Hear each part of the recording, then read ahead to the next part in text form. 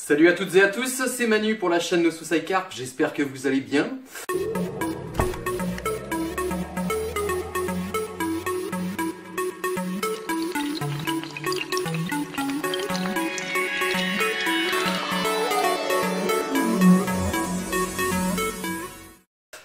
Moi ça va impeccable.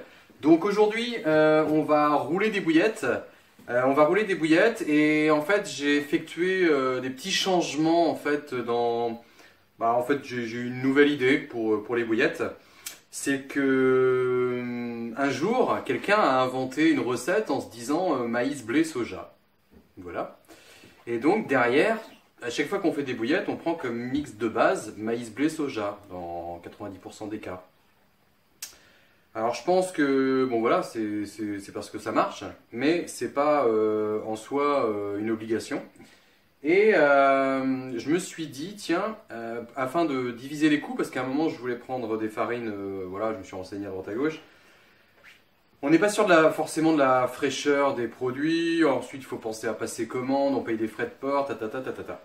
Donc je me suis dit tiens, ce que je vais faire, je vais aller chez JMT. Donc je vous montre ça. JMT, c'est une animalerie. Et j'ai pris un sac de 25 kg de graines pour pigeons.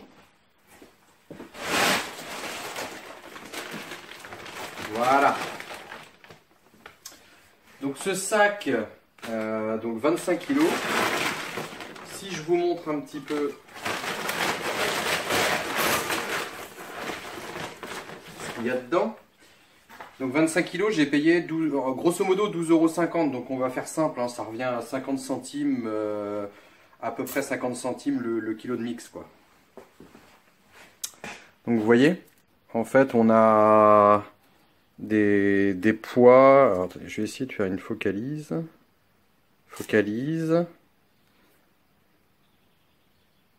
Voilà.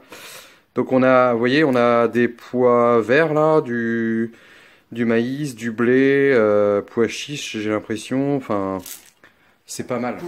Je prends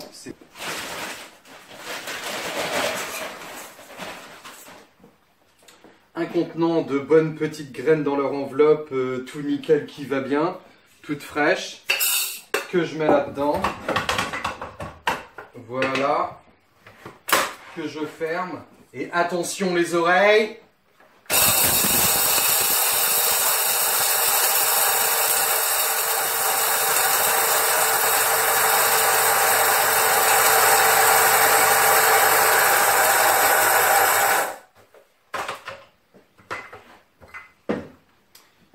Voilà. Ensuite, je prends mon petit ami de chez Action à presque rien comme Soussou. Voilà, qui va très bien pour faire ça.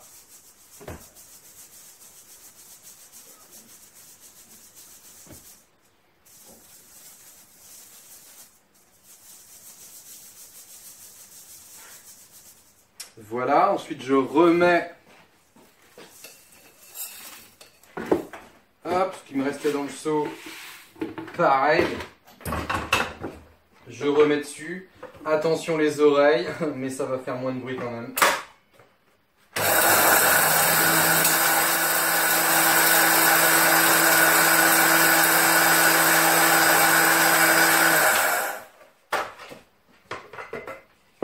Voilà, nickel, on a rebroyé ce qui restait.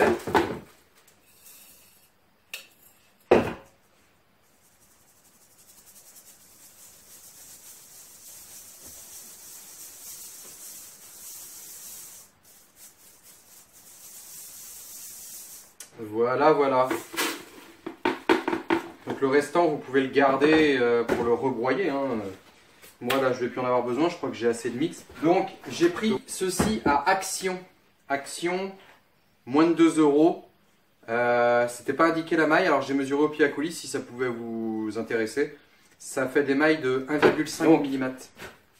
C'est un test. Bon, j'ai pas de doute sur l'efficacité sur le poisson. Maintenant, je ne sais pas ce que ça va donner au niveau du roulage, parce que là, je teste en même temps avec vous. Et j'ai prévu, au cas où, un petit peu de farine de blé pour venir donner vraiment du collant et du liant à tout ça, si jamais la granulométrie est trop forte. Parce qu'en fait, ce qui se passe quand on fait des billes granuleuses, c'est que, par exemple, quand vous ajoutez du bird food, pour ceux à qui c'est déjà arrivé, si vous en mettez trop, vous vous en rendez pas compte quand c'est sec, vous vous en rendez compte quand c'est mélangé avec les œufs.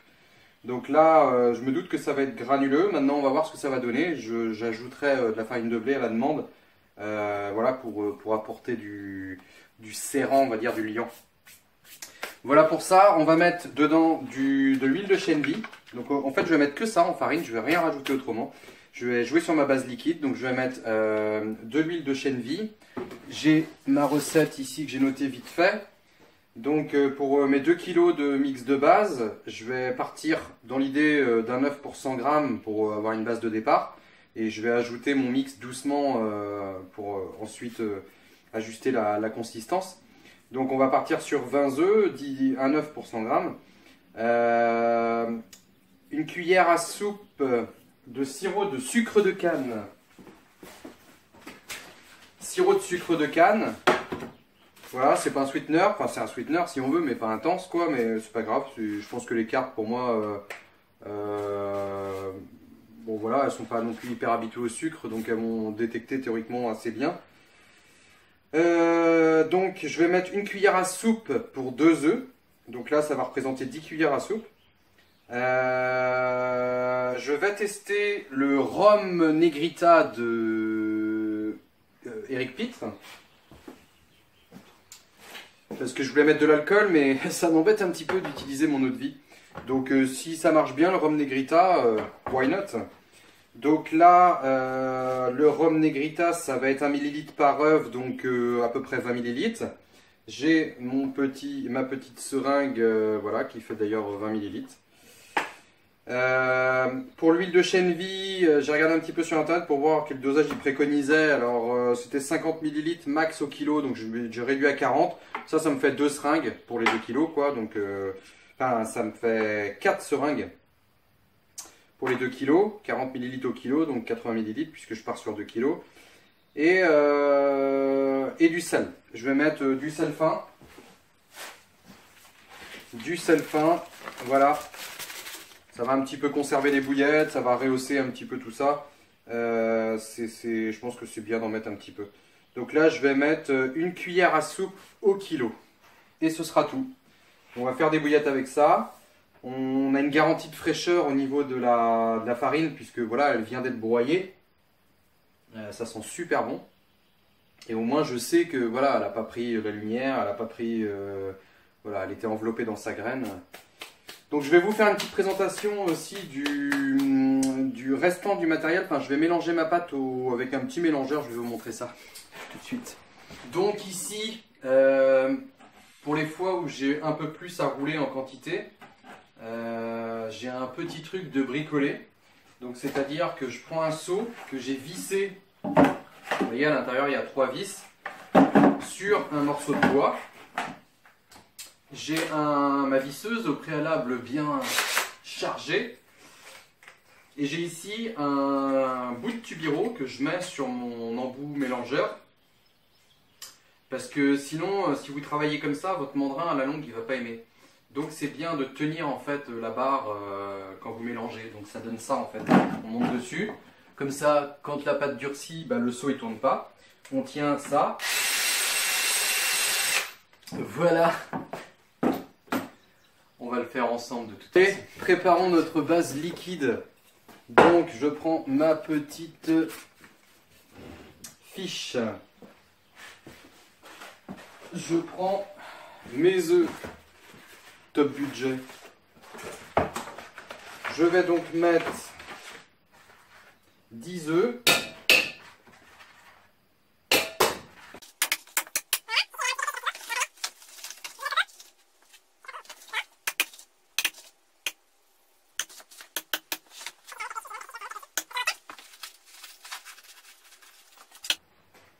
Voilà,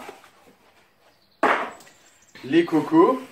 Ensuite, je vais mettre donc 10 cuillères à soupe. Donc je vais commencer plutôt par les millilitres. Donc le fameux rhum, 20 millilitres. 1 millilitre.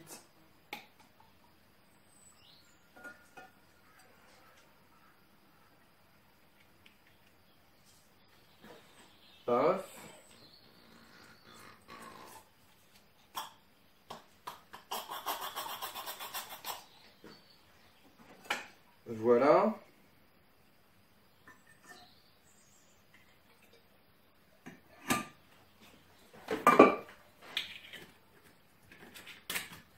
L'huile de chène vive, on a dit 80 ml,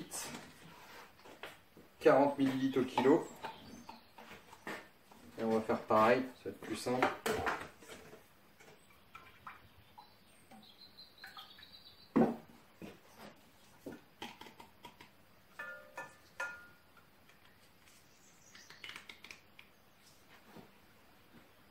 Donc 20.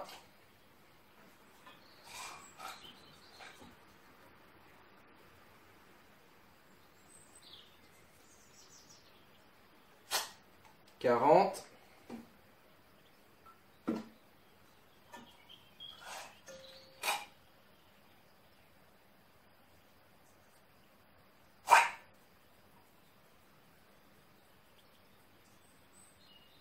60.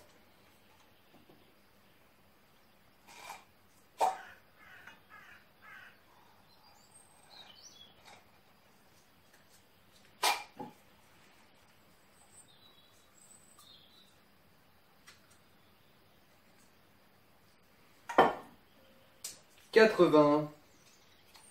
Voilà. On a mis le rhum, on a mis le sirop de sucre de canne, non encore. On a mis le rhum et l'huile. Voilà.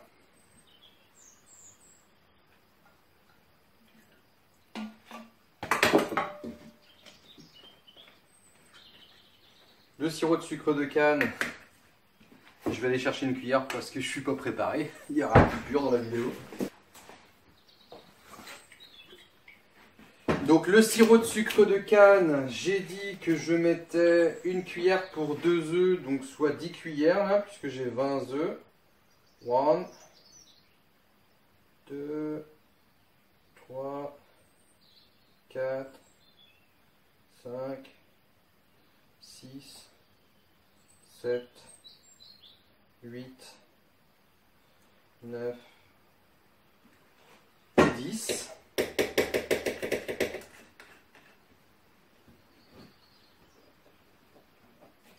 Et il me reste que le sel que je vais incorporer dans le mix plutôt. Oh, côté, je vais le mettre dans la base, ça va se mélanger avec. Donc le sel, j'ai dit que je mettais 2 cuillères à soupe. Une cuillère à soupe pour 10 œufs. Donc 1, 2. Voilà.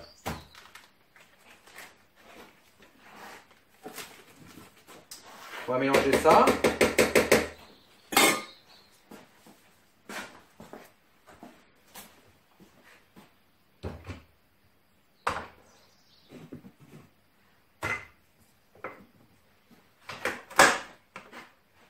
Attention, les oreilles.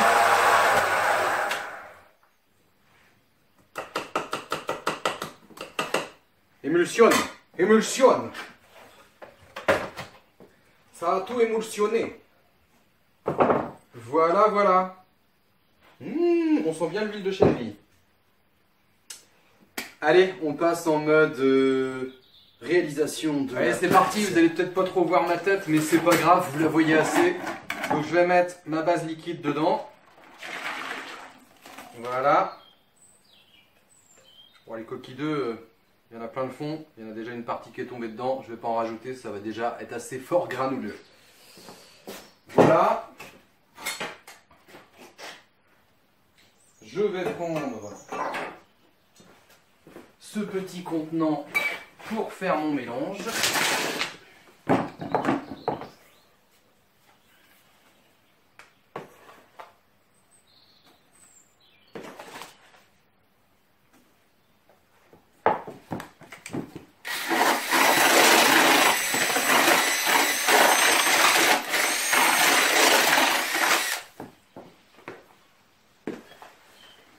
Vous voyez bien, j'espère que je fasse une vérif. Parce que je vais pas la refaire 2 fois. Ouais, ça va.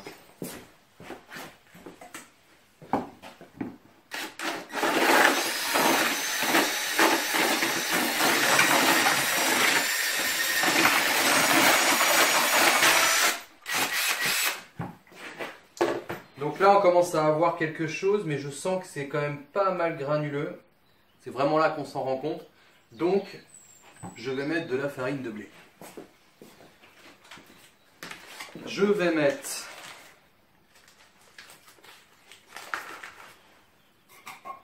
un contenant comme ça pour commencer. Je vais le noter sur ma recette parce que si je dois continuer à faire cette recette, bah, faut pas que j'oublie de bien noter quand même.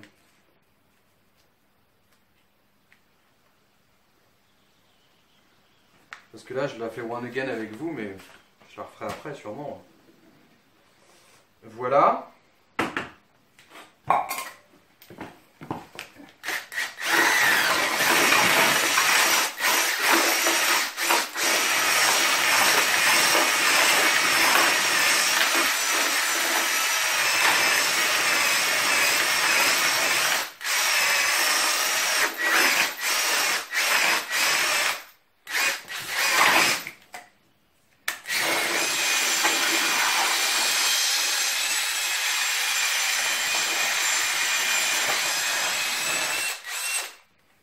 Il y a un moment, il va falloir passer à la main manuelle.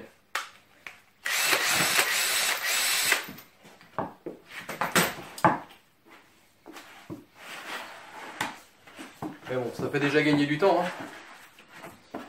Voilà. Donc ça donne quelque chose quand même d'assez fort granuleux. Je sais pas ce que ça va donner, elle est encore un peu collante d'ailleurs. Je sais pas ce que ça va pouvoir donner au roulage. On est vraiment sur quelque chose de granuleux. Il faudra un tamis presque plus fin ou alors mettre 50% de ça et puis 50% de farine vraiment. Mais bon, j'ai envie d'essayer. Je suis en test. Donc ce que je vais faire, je vais rajouter un peu de farine de blé.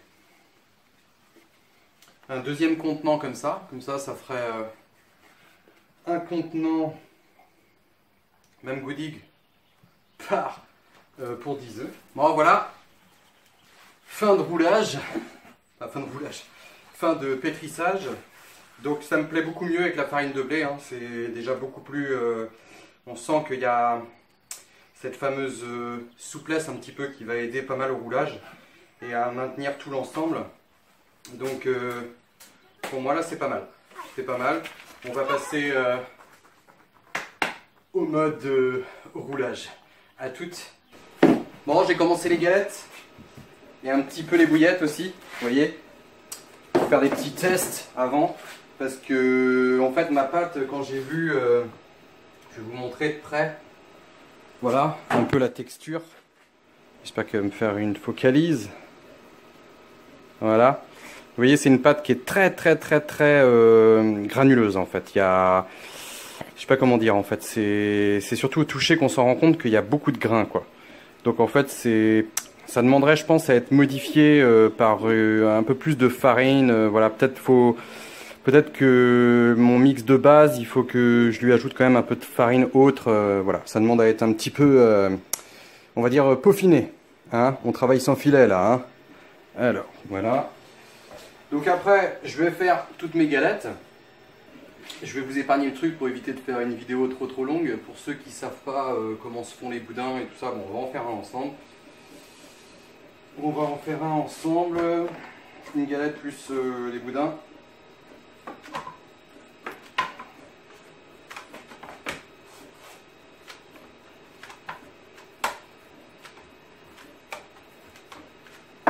Voilà.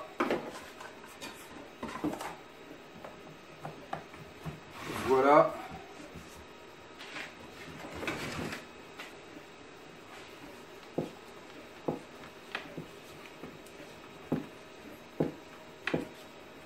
Et voilà les boudins.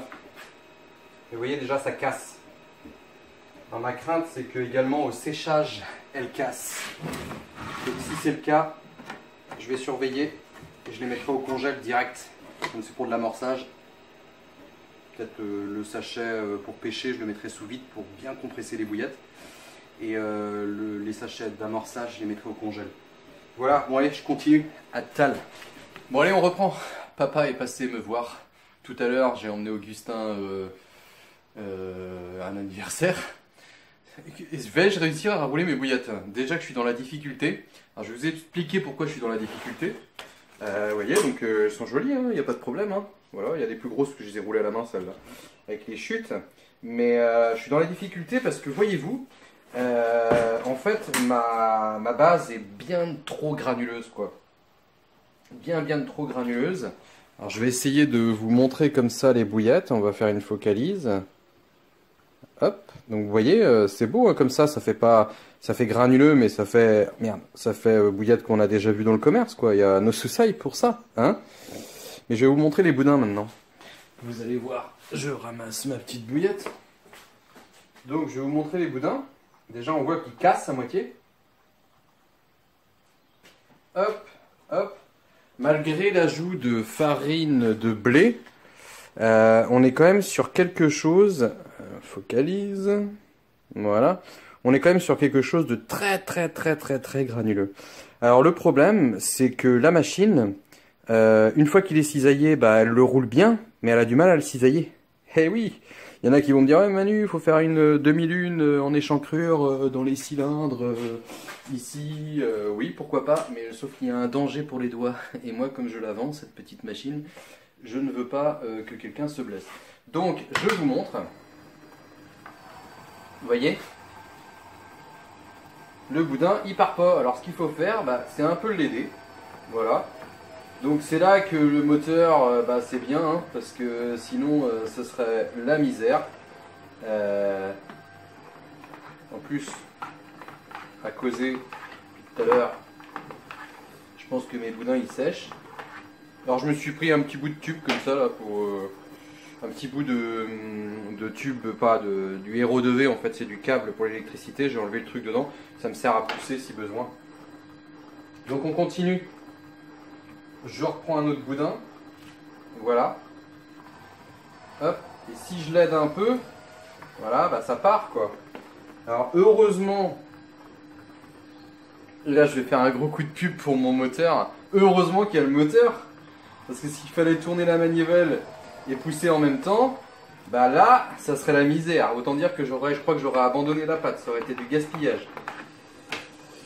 Mais là, bon, bah voilà, je me suis mis tout seul dans la difficulté, avec vous, devant vous, hein, parce que j'ai travaillé sans filet, j'ai fait mes tests avec vous, parce que s'il faut faire des tests avant et puis ensuite vous montrer ce que ça donne, à ce moment-là, c'est la misère, parce que ça me prend trop de temps. Bon là, j'avais dû oublier de débourrer là. Voilà. Donc, bon ben, écoutez, encore du monde dedans là, non? Donc écoutez, ben voilà, hein, ça fait pas une bonne pub pour la Boilie Box, puis il y en a qui vont dire que ça roule pas les bouillettes, mais je vous promets que jusqu'ici, j'ai pas eu ce souci-là. C'est simplement que j'ai fait de la merde avec ma recette. Donc c'était une belle vidéo, hein, de ce qu'il ne faut pas faire comme recette.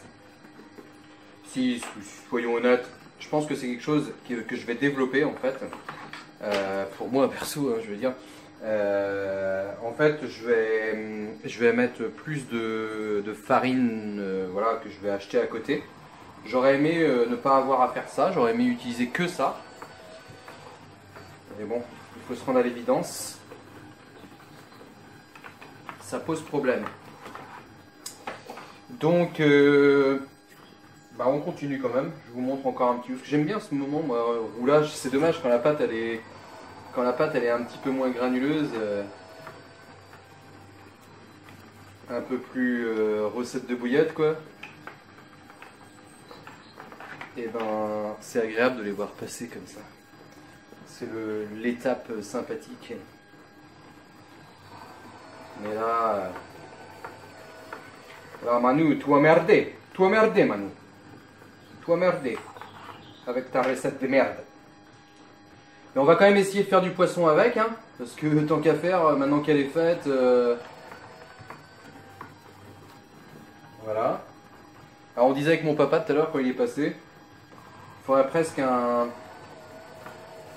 imprimer avec l'imprimante 3D, dans des cas de figure comme ça où tu te retrouves avec un truc qui a un peu de mal à passer, il faudrait imprimer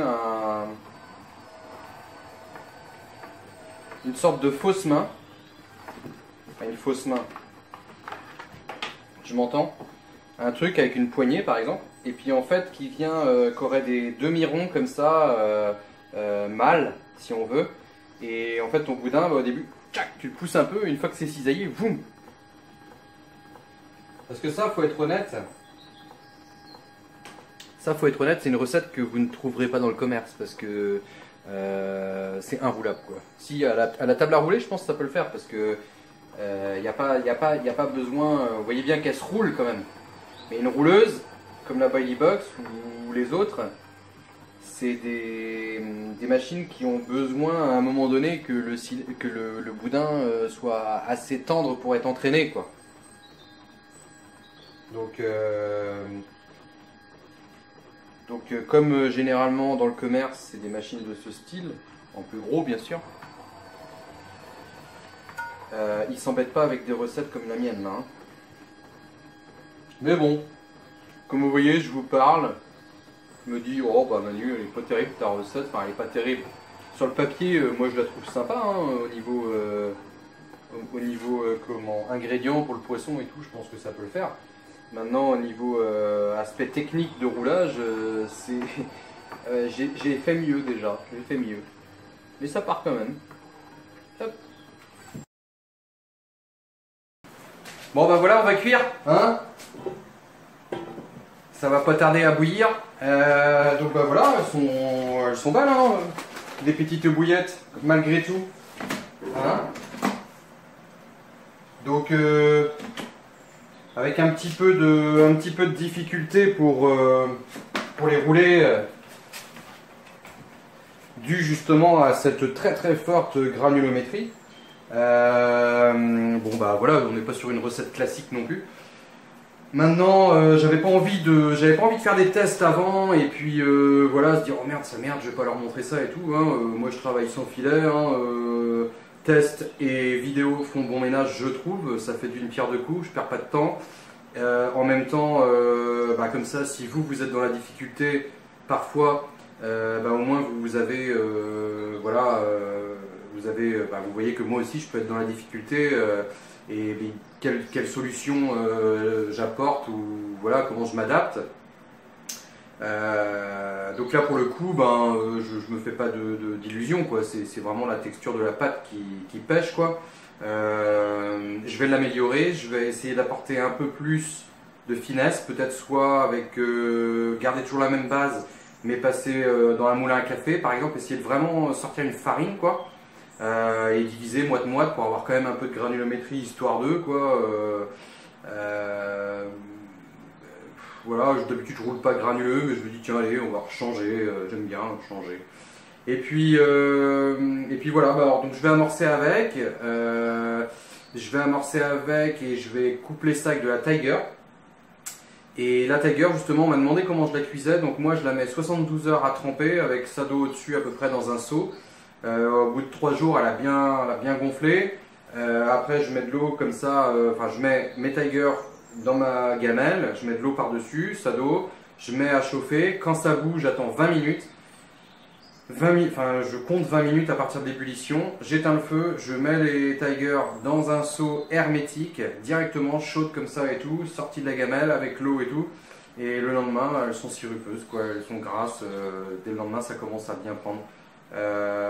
Sans ajout de sucre parce que c'est une graine, si on a justement cette gélatine c'est grâce au sucre qu'elle contient, donc il n'y a pas de raison de rajouter du sucre ni avant ni après ni pendant ni voilà quoi. Un jour quelqu'un l'a fait, un jour quelqu'un l'a dit et maintenant tout le monde copie, mais c'est un peu débile je trouve. Après chacun fait comme il veut. Et puis voilà donc en attendant, je sais pas si ça sera une vidéo de pêche mercredi prochain ou un tuto. J'ai une petite idée de tuto, donc je sais pas, on va voir. Donc je vous dis à mercredi prochain, et puis en attendant, bonne pêche. Bon voilà, après une trentaine d'heures de séchage, et ben ma foi, je suis content parce qu'elles n'ont pas craqué. Elles n'ont pas craqué, donc je pense que la farine de blé a dû jouer un petit peu sur la tenue des bouillettes. Alors je vais essayer de vous montrer ça. Tac, vous voyez. Belle petite bouillette. Un peu dur à faire, mais au final elles sont belles. Donc j'ai fait 3 sachets d'1 kilo là. Voilà, sous vide. Comme ça je vais faire 1 kg par jour d'amorçage. Hop, hop, hop. Je vous montre vite fait. Donc la fameuse petite machine sous vide Trinton Life de chez AliExpress. Donc je soude un côté. Tac.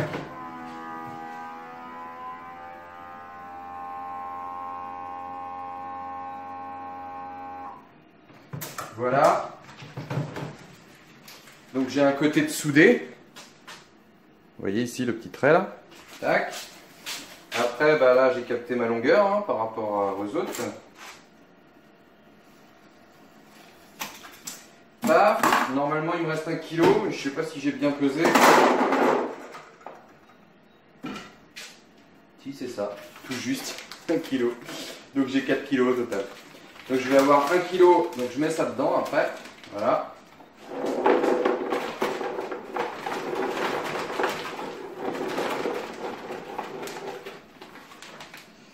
Donc après je vous déconseille d'en mettre autant comme je fais parce que j'ai eu parfois un petit peu de moisi.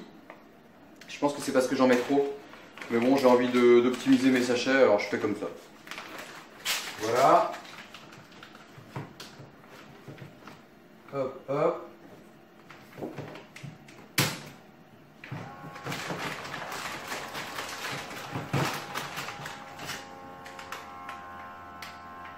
Je pense que j'ai eu un petit peu de moisi du fait que, vous voyez, quand vous en mettez autant dedans, bon ça serre, elle compresse bien, hein, mais il y a quand même du coup plus de résidus d'air, on va dire, qui est là, quoi. Et donc ça se développe un petit peu parfois.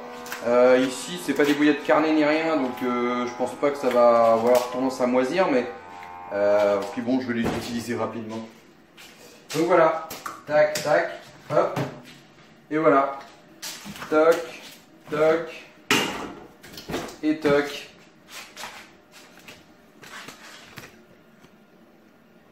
C'est pas beau ça? Come on!